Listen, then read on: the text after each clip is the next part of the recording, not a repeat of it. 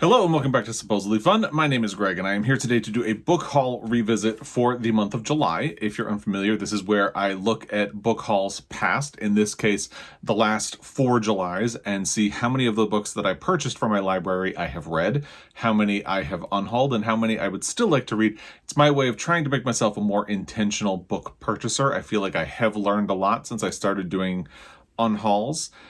Quick note, the way I do these is that I run through the books that I purchased and talk about whether or not I've read them or I still want to read them. I don't spend a lot of time talking about what each book is about.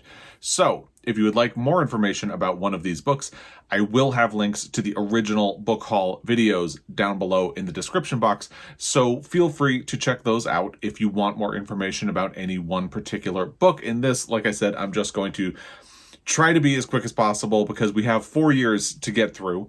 And we're going to start with the most recent year, July of 2022, and then we will go back in time to July of 2019, which was my first year on BookTube. And we'll see how I did on all of these. Let's jump in because, again, we have 4 years to get through. Quick note as well, I should mention, I removed any book that I purchased for my Pulitzer Prize project, because they are purchased for a very specific reason. It would take a lot of time to get through them, and they're never going to go anywhere. Even the ones that I haven't read, I will get to, and I purchased them because I'm reading every book that has won a Pulitzer Prize for fiction, and I decided along the way that I want to own a copy of every one of those books. So they fit a very different purpose than anything else that has been brought into my library. So that's it for the notes. Let's begin with July of 2022. This one, actually, I said I was going to remove everything from my Pulitzer Prize project, but I left this one in. It's The Netanyahus by Joshua Cohen, which was the winner of the Pulitzer Prize for fiction in 2022. And I did read it, and I hated it. And I did a whole video about it, so I'll also link that down in the description box down below if you would like more details about it. So technically, I only realized this as I was picking it up to show it to you. It does fit the purpose of my Pulitzer Prize project because I didn't own a copy when it won. I purchased it to read it as part of my project, and it lives on my Pulitzer Prize shelf. So technically, it is in that area. I did leave it in. It's okay. My rules, my channel, I can bend them whenever I see fit. But this was at least a success story in that I read it. It was not a success story in that I really did not like it.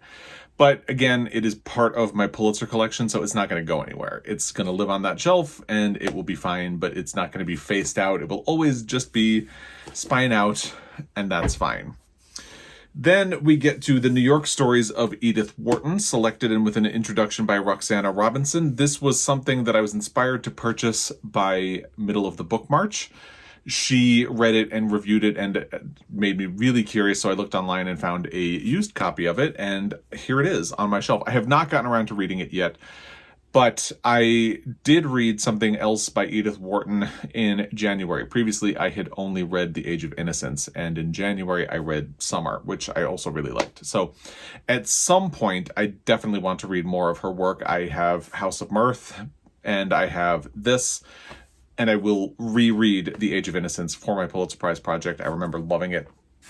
So she's definitely an author I want to explore more of. So I haven't gotten to it yet, but this was the perfect example of a library builder, something that would be sort of aspirational. Like, I didn't have any plans to get to it when I purchased it, but I knew that I would want to get to it at some point, and having it on my shelf makes it easy to think about doing that at some point. So that is something that will not be going anywhere.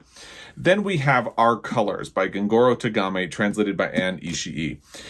I found out that this had been released and immediately purchased a copy of it because I really loved My Brother's Husband, Volume 1 and Volume 2, which is also by Gengoroh Tagame, and they were one of my favorite reads in the year in which I read those. Joel also loves those books, and I really eagerly snapped up another book by him. I did read it. I didn't love it anywhere near as much as My Brother's Husband, but it is a good book, and I'm glad that I got it and that I read it, but I didn't love it as much. But that's a really tough act to follow. I will say, I think I was muted enough on this book that if I ever really needed space in my graphic novel section, I would probably consider this for an unhaul just to make space for something else. But in the meantime, I have plenty of space, and he is an author that I have really enjoyed, so I'm totally fine keeping it on my shelf and letting it stay there for the time being. Next is My Policeman by Bethan Roberts. I was really excited to read this at this time last year because there was a movie version coming out, and I had found out that it had an E.M. Forster connection that I didn't know about when I had originally heard of this book. But when the movie was announced, I found out about that E.M. Forster connection, and I got really excited and felt like this would be a perfect candidate for a book-to-movie adaptation comparison.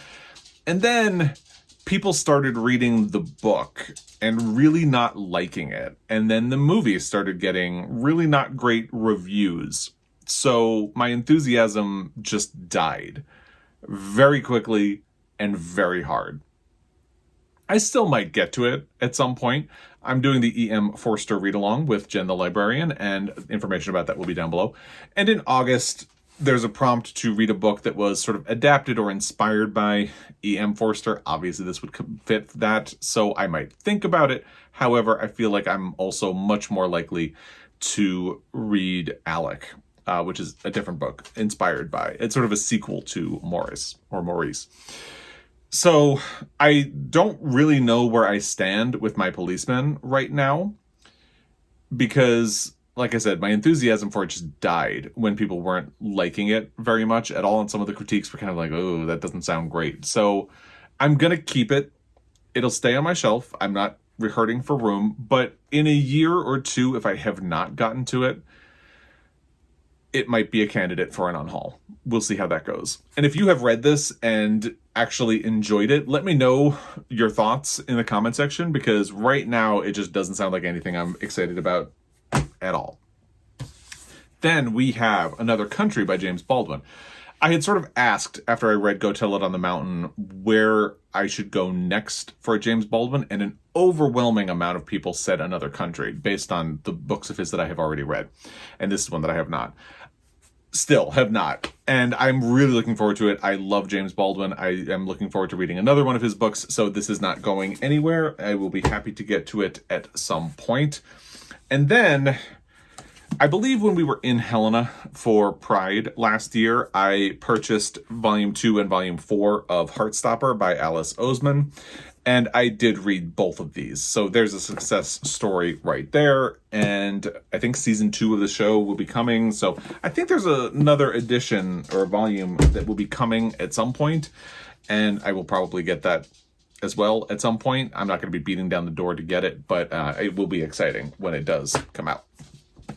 And then the last two are The House in the Cerulean Sea by T.J. Klune, which I had already listened to on audio when I purchased this copy.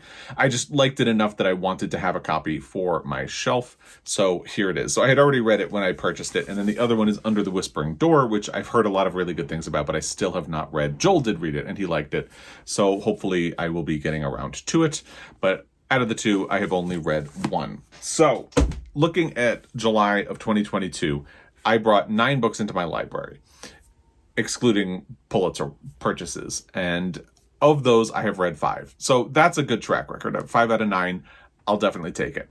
And there have been no unhauls. And the only book I would even consider for an unhaul right now would be My Policeman, just based on the really negative things that I heard about it a year ago. But again, I'm going to keep it and think about it, and maybe at some point I will get to it. So that's the only one that I would say is sort of on the cusp of an unhaul. That takes us to July of 2021. Let me move my pile a little bit closer. First is After Francesco by Brian Malloy. This was really highly recommended by Chelsea at Montana Book Company, who is going to factor into the next book that we talk about as well. She really loved this book. Joel read it and really liked it as well. I would still like to get to it at some point. The only reason I haven't at this point is that it is very much about grief, and I'm not really going to get into what it is about, but that is the reason that I have not gotten to it yet, because around the time we purchased this book, we found out about, the health situation that one of my dogs was facing, and then over time we lost him. So it's been a whole journey with grief, and I don't know that I would be ready for this. I might be getting ready for it, but we shall see. So that one's not going anywhere, and I will be happy to get to it at some point. The next one is Like a Love Story by Abdi and Nazemian. This was another book that Chelsea from Montana Book Company had recommended, and I did read it, and it was one of my favorite books of the year. And Joel read it, and it was also one of his favorite books of the year. And it inspired me to read Abdi Nazemian's new book, Only This Beautiful Moment, just this past month, and I loved that as well. So this was a huge success story. I absolutely loved it, and I would recommend it to you as well. Then we have Razorblade Tears by S.A. Crosby. I have not read this. However, Joel has, and really, really loved it. And I know a lot of people who have read it and loved it. The funny thing is that, again, since we've been sort of on this grief journey since the book came into my library, a lot of people have said, oh, you need to read that book, but don't do it right now. And I think I might be getting to the point where I can pick it up, but that's the only reason I haven't read it now, because so many people have read it and loved it and really highly recommended it. I will be getting to it hopefully soon. Hopefully soon. We shall see. Then we have Like Water for Chocolate, a novel in monthly installments with recipes, romances, and home remedies by Laura Esquivel. I did read this book. I believe I read it not long after I got it.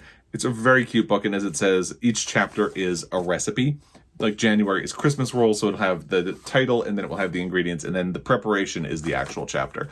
I only mention that because it's just a fun format for a book. I did read this, and I did enjoy it. So success on that one. Then we have How Much of These Hills is Gold by C. Pam Zhang. Both Like Water for Chocolate and this, and actually a third book that I am not including here because it was a Pulitzer book, Angle of Repose, were part of a sale at a used bookstore in Helena. And as we were walking past it when we were there for Pride, we saw that they were doing a sale. You could get 3 hardcover books for $1. So I really wanted Like Water for Chocolate and Angle of Repose, and I was looking around and I saw this. And I've heard mixed things about this book, but I was interested enough to get it for, I mean, I don't know how to divide $1 by 3. But I figured for that price, why not do it? And I haven't gotten to it yet, but it's not going anywhere. I'll keep it for a little while because I have heard enough good things that have made me really curious about it. So hopefully at some point I will get around to reading it. And again, at that price, really can't beat it. Then we have The Man with Night Sweats, Poems by Thom Gunn. I believe Jen the Librarian talked about this on her channel. I don't read a lot of poetry, but it did sound really interesting and like something that I might be, might help me get over my fear of poetry. So I would read it and enjoy it. I have not gotten around to that yet, but it's only small. And hopefully someday I will get around to it because I periodically dabble in poetry just to try to get myself a little bit used to it. And because, I realize that it's mostly something in my own head that keeps me from reading more poetry. And I want to try more of it. So someday I'll get around to it, but I'm not in any hurry to do it. And I don't think I was in any hurry to do it when I brought the book into my library. That takes us to Gay Bar, Why We Went Out by Jeremy Atherton Lynn. I have not read this, but I've heard a lot of people who have, and a lot of people who have really liked it. So I do need to catch up to this at some point. I have not read it yet. I am not going to get rid of it or anything like that. I definitely would like to read it and am going to hold on to it until I do. I've heard so many good things about it that I'm actually even getting more excited about it now because it feels like, I think the paperback only came out recently and that inspired a new wave of people to read it. So all of a sudden that book has been showing up in my social media feeds again. And that has sort of reminded me of how much I kind of wanted to read it in the first place. Now we have There's No Such Thing as an Easy Job by Kikuko Tsumura, and this is translated by Polly Barton. I had originally included this on my most anticipated books for 2021, which is when I purchased it. And when it came out, I decided to get myself a copy because it wasn't in my library. The audio wasn't on any of my subscription apps or anything like that. And I had been thinking that I would read it for Women in Translation Month, which is August. And I ended up not doing that. And then last year, I didn't get it in for that either. Maybe this August, I will manage to do it. I am still interested in reading it. I admit I don't really have any sense of urgency to do it. I really never heard anyone else talk about this book, at least not in my corner of BookTube. So I think that's the thing that makes me feel like there's no sense of urgency. I'll just get to it when I get to it. But if you have read this, I would love to hear what you thought of it because I just really haven't heard a lot about it at all. So if you have read it, let me know what you thought in the comments section down below. And that's it for July of 2021. So that's 8 books that I brought into my library in July of 2021. Of those, I have only read 2. So this month was a little less successful. However, as I've said, After Francesco and Razorblade Tears are things that I pretty specifically stayed away from because of life events that happened since July of 2021. And I'm only now starting to get into a space where I'm thinking that I might be ready for them again. So, you know, that explains 2 of the books. And the other ones are books that I would like to get to as well. So there's nothing wrong with the books that I brought into my library. It's just some of it is circumstances outside of my control. Some of it is just having them around, and maybe someday I'll get to them. I don't have much of a sense of urgency. And that's fine. There have been no unhauls. And in this batch, I would actually say there's really nothing that's on the cusp of an unhaul. The book that would probably be the closest is How Much of These Hills is Gold, just because it's the one that I had the least inspiration to pick up on my own. I only got it because I could get it for a 3 for $1 deal. But I'm still really curious to read it. So again, it's not actually on the cusp of an unhaul. It's just, if I had to pick one that is the closest, that's what I would say. But it's not actually in danger of going anywhere, at least not at this point.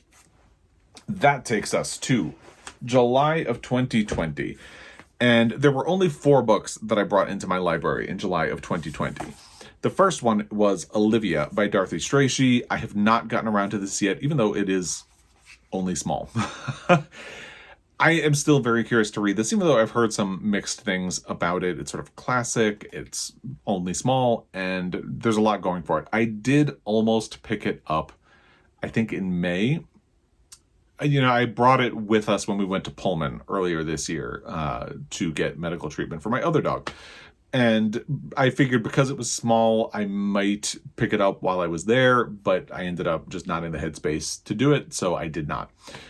And I think the only reason I bring that up is to illustrate that this is still something that I pretty actively think about reading, and it just keeps getting bumped out by other things on my pile of possibilities to read. So it is definitely something that is still in the mix pretty actively. And because of that, I feel confident saying I will get to this book at some point. Will it be over the next year? I don't know. But I will absolutely read this book at some point. So it's going to happen. Then we have The Girl Who Wrote Loneliness by Kyung-Suk Shin. This is translated. Let me see if I could find who the translator is. It is translated from the Korean by Ha-Yeon Jung. This is something that I had purchased because I think at the time I had only read 1 book by Kyung-Suk Shin, and that was Please Look After Mal, which I liked. And this is the favorite author of Matthew Sharapa, and this is his favorite book by her, so I figured this would be the next place that I would go with her. However, I ended up reading 2 more books by Kyung-Suk Shin, and neither of them have been this one. I do still want to read it. I'm always curious about what people say is their favorite book, so it will be interesting to finally read it. And like I said, I have liked the other books by Kyung-Suk Shin that I have read, so I will be happy to get around to this one at some point when I have the time and the inclination to do so. And then we have Camp by L.C. Rosen, which I did read. I can't remember if I read it last year or if it was the year before. What is time? I don't know. However, I have read it. It was really cute, and I enjoyed it a great deal. I would recommend it to you. It's a sort of YA romance set in a camp for queer youth, and it's fun. And I had heard that Billy Porter was going to be directing an adaptation of it and starring in it. So hopefully that is still something that is going to happen, because I think that would be a really fun way of getting this out there even more. But yes, I did read this book. I believe this is another thing that I had found from Jen the Librarian's channel. So there you go. Thank you, Jen, because I really definitely enjoyed that book a great deal. And then the final book for July of 2020 was The Cooking Gene by Michael Twitty. I don't have my copy of this book right now because we loaned it to a neighbor about a year ago. And she is reading it, but like very slowly. Like she'll read a chapter and then put it down and do something else and then read a chapter. So she is still reading it as far as I know. And I don't have any urgency to get to it. So it's something that I still technically own. It's just not in my library right now. And at some point it'll come back. And I am still curious to read it. So hopefully at some point I will manage to do that. So of the 4 books that I brought into my library in July of 2020, I have only read one, and that is Camp by L.C. Rosen. However, I still want to read all of the other books. So there have been no unhauls, and I don't think any book is in danger of an unhaul. The only thing that could potentially happen here is that I never get that copy of The Cooking Gene back. Which, I love my neighbors. It'll be fine. But that is the only potential thing that could happen that would remove one of these books from my library, because even that one I still do want to read, and I have thought about seeking out on audio because I feel like I would be more likely to read it on audio. That is something I have learned since I've been doing book haul revisits. I've learned I'm much more likely to listen to a nonfiction book on audio than I am to read it in physical form, and I think that is also true of The Cooking Gene. I think I would probably listen to an audio of that before I would actually pick up the book. However, I'm still happy to kind of have the book. And that takes us to the final month in this book haul revisit, July of 2019. I only actually have 3 of these books, so that tells you how this one is going to go. The first one, however, is a wild success story, Ruby Fruit Jungle by Rita Mae Brown. I finally got around to reading this last year during Pride Month, and I absolutely loved it, and I was almost bummed out that it had taken me so long to get around to reading this book because I just loved it. I enjoyed it so much, and I'm glad that I finally got around to reading it. So this is at least a success story. That's something. The next one was An Untamed State by Roxane Gay, which I still have, and I have I would like to read. Every time I talk about it, it gets great feedback, but because the subject matter is really difficult, I keep waiting to be in the mood to read it, and I don't think that's ever going to happen at this point because the subject matter is very difficult, very difficult. And even people who love the book will tell you have to be in the right frame of mind or just be ready for a really difficult read. And as you can gather, the last 2 years, I have not really been in a headspace for anything extremely difficult. So maybe as I head out of it, I'll finally be in a place where I can read An Untamed State. I do think if I haven't read this by next summer, I might start thinking, this is just never going to happen. And maybe unhaul it, maybe not. We'll see. For now, it's not going anywhere.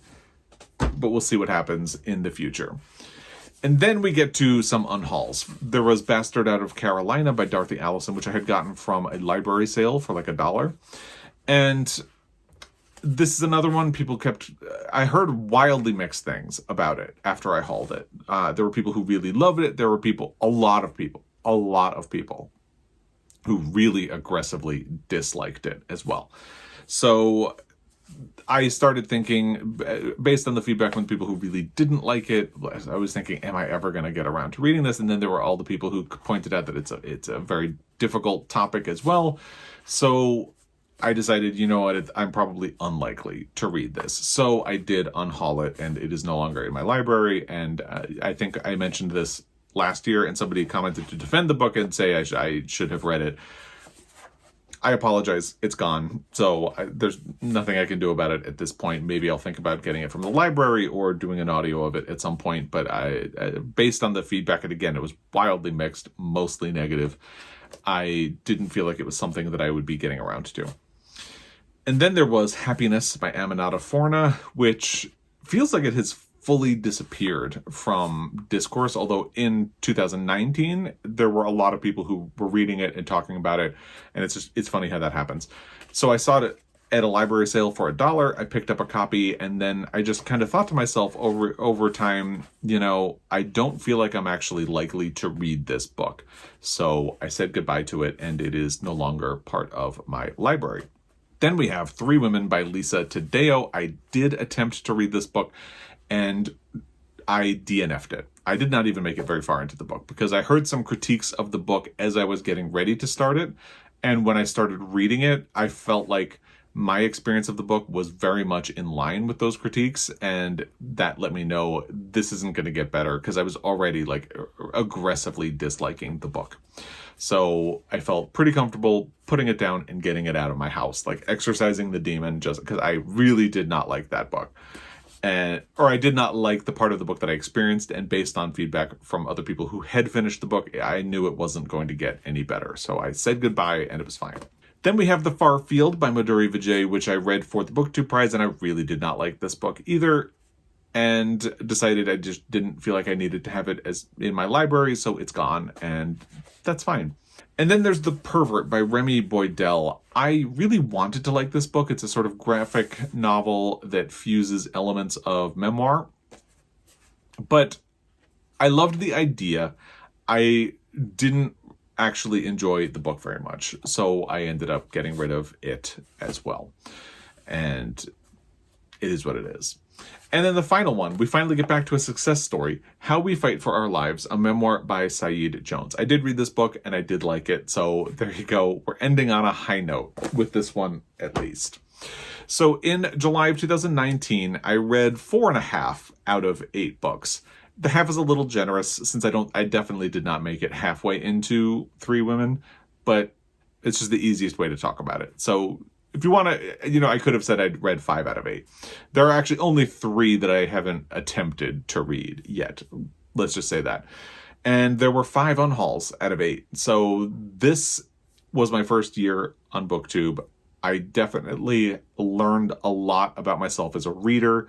And I think in your first year on BookTube, enthusiasm can get away with you sometimes. And you'll end up making book purchases that aren't actually in line with what you're actually going to read. And I think, being honest, An Untamed State is sort of in that. It seemed like, oh, well, that would be an interesting thing to read without any regard for how likely I am to read it or anything like that. I did a lot of that in 2019, not just in the month of July. It's a repeating pattern when I do these book haul revisits. So it is what it is. At least I've read or attempted to read most of these books. That's something. So all in all, over the last 4 Julys, I've brought 29 books into my library, and I've read 12.5 of them. And again, the half is a little generous, but we're approaching half of those books that I have read, and that's pretty good. I'll take that. And there are still a lot of books in these book hauls that I would like to read and don't have any plans to get rid of. So that's a good sign as well. The July 2019 one is the only one that's still a little iffy. And so far, I have only unhauled 5 books, so that's pretty good as well. There are some that I might think about. Again, we're going back to the July of 2019 one, but by and large, this was a pretty solid group of books, and I'm happy keeping them and having them and all of that. So that about wraps up this book haul revisit for the month of July. If you have thoughts or opinions or recommendations about anything I've talked about in this video, please let me know in the comment section down below. As always, I really appreciate your time, and I will be back. Until next time, happy reading.